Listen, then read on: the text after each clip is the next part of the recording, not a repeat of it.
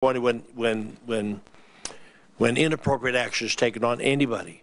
This bill, and again, illegal is a crime, not a race. It doesn't pick out any nationality. Just so happens 90% of those who violate our immigration laws come from across that southern border or are Hispanic.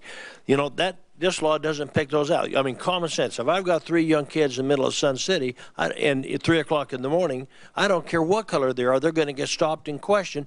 Kids don't live in Sun City. 3 o'clock in the morning is another element. I mean, just a little common sense. Mr. Chairman, we have a national crisis, and yet we continue to ignore it.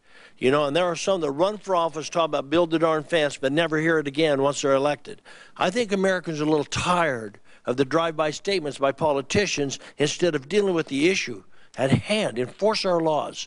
Secure our border. It's not too much to ask, Mr. Chairman. Well, we've made big progress in that direction, sir. Let me conclude by saying this. First, let me thank the witnesses.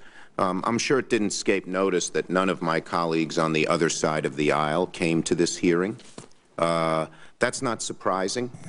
They're absent from this hearing just as they've been absent from every attempt we've made to negotiate a comprehensive solution to our immigration problem.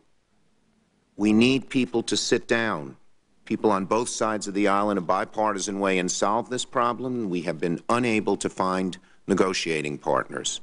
And so the absence of people here today not only shows an unwillingness both in Arizona and here in Washington of them to defend this law or be associated with this law, but it shows an absence of an ability, it's broader.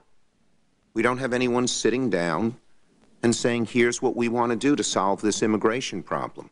We get a lot of rhetoric out there on the campaign trail, but we don't get any action, even if they would disagree with the kind of proposal that I and my colleagues have made to do that. And so they're not here. It's not surprising. It's been typical in terms of being absent on the entire immigration debate, except in terms of rhetoric, sometimes unfortunately.